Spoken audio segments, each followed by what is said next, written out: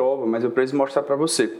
Ela vai dizer assim, olha, quando a gente tem o prazo decadencial em que o contribuinte ele é notificado de alguma medida preparatória do lançamento, ou seja, perceba que o cara ele é avisado que vai fazer o lançamento. E aí ele diz que nos casos, portanto, em que há lançamento de ofício, nos casos, portanto, em que existe lançamento por homologação, em que a pessoa não efetua o pagamento antecipado, no caso dos tributos sujeitos a lançamento por homologação em que esse cara atue com dolo, fraude ou simulação, ele vai dizer também, olha, o artigo 173, inciso 1º, vai acontecer a sua incidência, primeiro dia desse seguinte, aquele que o lançamento poderia ter sido efetuado. Então, perceba, a gente viu que o prazo ele começa a partir do exercício financeiro seguinte. Muito bem. Mas se nesses casos a gente tem uma medida preparatória, né? Então, imagina que, sei lá, 15 de janeiro de 2010, né, ou até em março, suponho assim, 2010, o fisco ele intima o contribuinte para prestar informações para efetuar o lançamento. Nesse caso, quando a Fazenda Pública intima o cara para prestar informações sobre isso, o prazo começa a contar, por exemplo, a partir de março, né? Ou seja, ele é antecipado.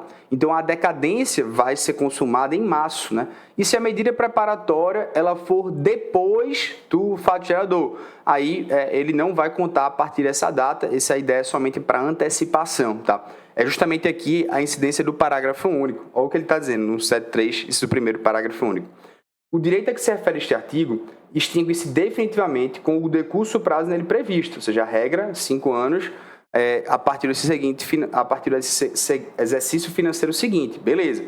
Mas ele diz, se contado da data, olha o termo inicial, em que tenha sido iniciada a constituição do crédito tributário pela notificação do sujeito passivo de qualquer medida preparatória indispensável ao lançamento. Então, para ficar mais claro, imagina que você tem que a empresa informa ao fisco estadual que o total de CMS em março de 2012 foi de R$50 mil e, por passar por dificuldades financeiras, não recolhe nenhuma quantia, não houve dolo, fraude ou simulação. Em 1 de outubro de 2012, olha o cuidado, tá? Em 1 de outubro de 2012, o fisco estadual inicia uma medida preparatória indispensável ao lançamento, quando constata que a quantia devida era de 60 mil e não de 50, como havia sido declarado. No entanto, por alguma falha operacional, o lançamento não foi efetuado, tendo o fisco verificado essa circunstância apenas em janeiro de 2018, quando então notifica o contribuinte do lançamento. Houve decadência nesse caso? Olha só, eu sei que está parecendo que você pode errar isso aqui, mas você não vai errar.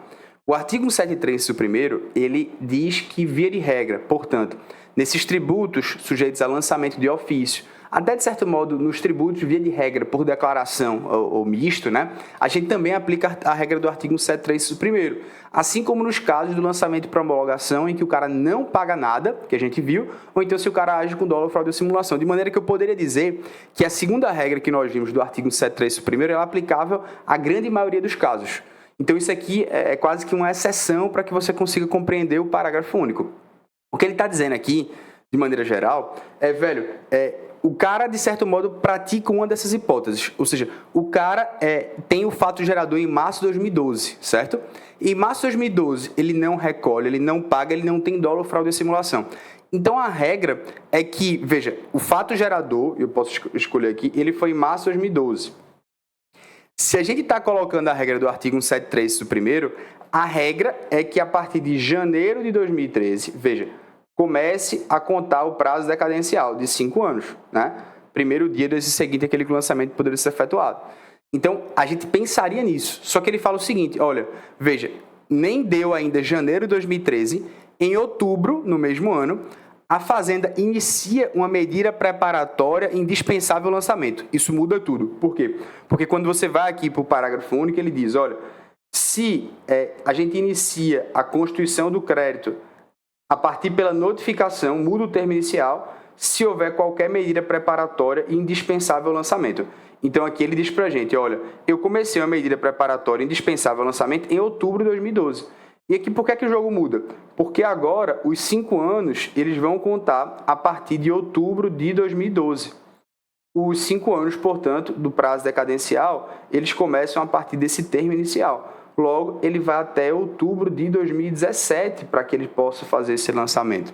Então, começou a medida preparatória indispensável, quando constatou que era 60 mil e não 50, como eu declarado. No entanto, por alguma falha, o lançamento não foi feito, tendo sido verificada a circunstância em janeiro de 2018, quando então notificou o contribuinte. Houve decadência? Resposta sim.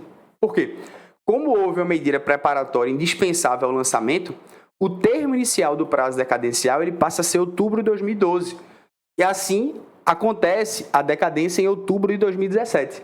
Então, quando ele já diz, janeiro de 2018, o cara não pode fazer essa distinção. Beleza? Show de bola. Isso aqui é muito importante, mais como uma pegadinha, se eles quiserem brincar com você, tá? Se eles quiserem brincar com você. Beleza? Ah, professor, será que isso aqui é interessante? Veja, é uma regra para que você tenha esse cuidado, né? E não erre, beleza? Vamos lá. Quarta regra interessante. Queridos amigos, olha só. Aqui nós temos a decadência do direito de lançar em razão do que a gente chama de anulação por vício formal do lançamento anterior. E aí eu quero que você tenha esse cuidado, tá? Como assim, professor? O artigo 173, inciso 1º, ele diz o seguinte, a regra é que você tem a constituição do crédito, você tem aos 5 anos contados. Aí ele vai dizer o seguinte, e aqui somente um detalhe, né? Esse aqui é o inciso 2º, tá? 173, inciso 2º. 5 anos são contados da data em que se torna definitiva a decisão que houver anulado por vício formal o lançamento anteriormente efetuado. Então, o que a gente percebe aqui? Ele está colocando para a gente uma regra de 5 anos. E aí eu quero que vocês tenham esse cuidado, até para que vocês consigam compreender qual é a controvérsia aqui nesse artigo 173, inciso 2. Veja, a grande controvérsia nesse artigo 173, inciso 2, é que ele diz que esses 5 anos, e aí eu quero que vocês lembrem, eles vão ser contados, o termo inicial que vai mudar é quando se torna definitiva uma decisão que anula por vício formal o lançamento que já foi feito. Uma coisa que eu quero que vocês não confundam, que eu já vi cobrar em prova, é que seja uma anulação por vício material. Muito cuidado, tá? A anulação ela tem que ser por vício formal. Isso é interessante, tá? Se essa anulação ela for por vício material, a gente não está falando do artigo 173, inciso 2. E material significa, sei lá, quanto ao próprio lançamento em si, né? Quanto à própria fato gerador, basical. Então, o que esse artigo 173, inciso 2 está fazendo, no fundo, é um novo prazo de lançamento. Ele reinicia tudo, digamos assim. E aí eu vou até colocar um exemplo aqui, para que vocês possam compreender, tá certo?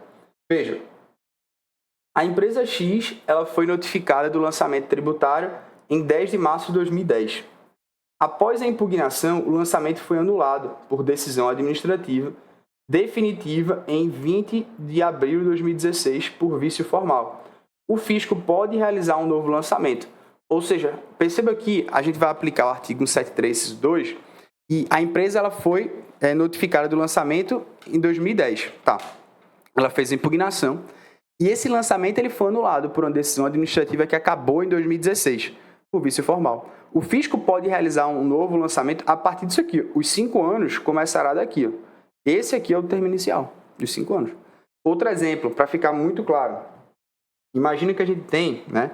E aí até para ficar mais desenhado, imagina que a gente tem 1 de fevereiro de 2020, o fato gerador. Imagina que a gente tem em 5 de 5 de 2024, bem pertinho, o lançamento.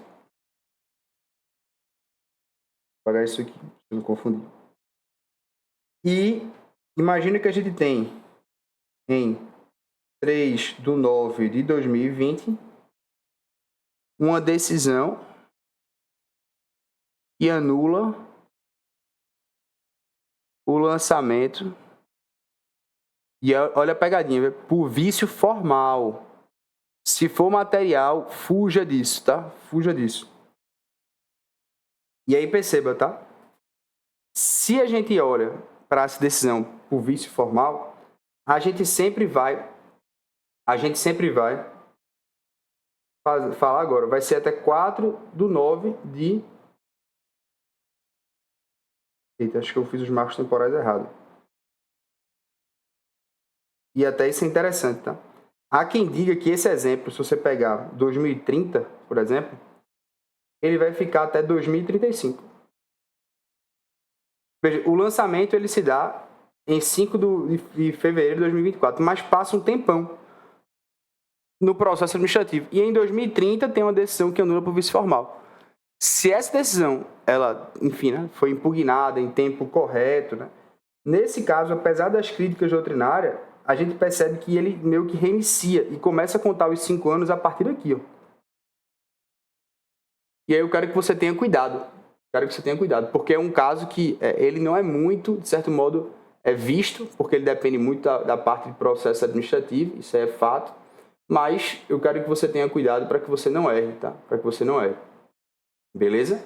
Essa anulação por vício formal, a ideia é só que você saiba que ela não é por vício material, que isso adora cair em provas. Eu quero que você não erre isso, não vacile, né?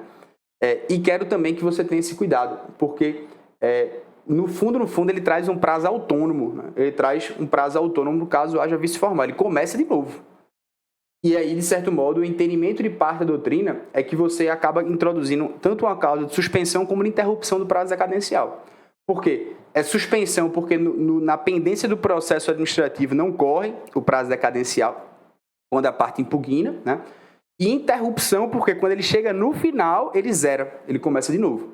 Então, claro, né, é somente um aprofundamento aqui a mais, mas a ideia é que você tenha essa convicção, né, objetivamente, como está previsto no CTN, aqui, ó, data que se torna definitiva a anulação por vício formal, tá? E não por vício material, para você não errar, beleza? Show de bola. Meus amigos, o que é que eu acho que pode ser relevante até para trabalhar aqui com vocês? Claro, eu trouxe esse caso aqui, né? Mas no fundo, né? E a gente sabe, né? Que a grande perspectiva de a gente tentar fazer com que a gente aprenda é a gente fazer as questões e ver que nas questões a gente consegue resolver. E ver que aquilo que a gente está trabalhando aqui se resolve em questões. Porque, professor, como é que eu faço as aulas? Eu sempre faço as aulas fazendo todas as questões, depois eu faço as aulas. Eu nunca faço a aula retirada, né, dissociada das questões. Porque as questões, elas são o meu norte, né? Senão eu estou formando acadêmicos aqui. E eu não sou professor de academia. Aqui não é aula de academia, aqui é aula para você acertar questões. Aqui é um momento que você tem que acabar a aula e começar a fazer questões de decadência e prescrição. Objetivamente, decadência, né, professor? A gente acabou de ver regras, beleza. Então, veja, como é que caiu isso aqui na prova da Procuradoria do Estado do Amazonas? Uma empresa omite uma operação tributável pelo ICMS ocorrida em 3 de maio de 2010. 3 de maio de 2010. O fisco, ao tomar conhecimento dessa operação, ele lança o valor devido em 1 de junho de 2015. Veja, a empresa omite uma operação que ocorreu em 3 de maio. Em grau de recurso administrativo, o lançamento é anulado por vício formal, em decisão definitiva em julho de 2020. Nos termos do CTN, o fisco pode lançar o tributo novamente até 30 de junho de 2025. Está correto, totalmente correto. Perceba, tá? Para que você tenha a compreensão do artigo 173, inciso 2. Veja, a gente sabe aqui que o ICMS, ele se dá, via de regra, lançamento por homologação. A gente sabe que, via de regra, né, se fosse lançamento por homologação, eu iria para o artigo 173, inciso 1º, ou seja, se seria omisso em 3 de maio de 2010, começaria, em regra, em 1 de janeiro de 2011, a contar o prazo. Não é isso? E aí a gente falava, ó, o prazo decadencial começa em 1 de janeiro de 2011, né? 1 de janeiro de 2011. O fisco toma conhecimento e lança o valor em 1 de junho de 2015. Veja, 1 de junho de 2015 não passaram 5 anos ainda, porque os 5 anos aqui iriam, consequentemente, até 1 de junho, 11, 12, 13, 14, 15 e até 2016, né? Ele teria. Então, quando ele... de janeiro, né? Quando ele faz isso aqui em 2015, esse lançamento, ele está fazendo durante o prazo. Então, o lançamento não houve decadência. E aí, quando o cara faz o lançamento, suponha que ele impugna. E ele está dizendo, olha, Quando esse cara faz uma impugnação, nós temos dois fenômenos. O fenômeno da impugnação é que ele suspende a exigibilidade do crédito tributário, lembra? A gente não pode cobrar, a gente tem uma suspensão da exigibilidade do crédito tributário, e com essa suspensão da exigibilidade do crédito tributário, nós temos também uma suspensão ali, de certo modo, para que a Fazenda Pública pratique os atos executórios. E aí ele, veja, quando você impugna ou faz um recurso administrativo, que foi a palavra que ele usou aqui, né? Você tem, de certo modo, a suspensão do crédito tributário. Só que o lançamento ele foi anulado em 1 de julho de 2020. E aí o fisco... Só que, veja, isso aqui é importante, tá? Ele foi anulado por que motivo? O vício formal. Muito cuidado. Algumas pegadinhas vão dizer que ele foi anulado por vício material. Então, o fisco ele volta a ter o prazo de 5 anos a partir dessa decisão definitiva em 1 de julho de 2020.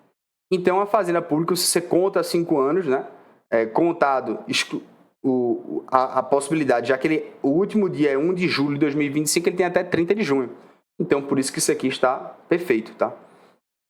E somente para que você consiga ter a ideia.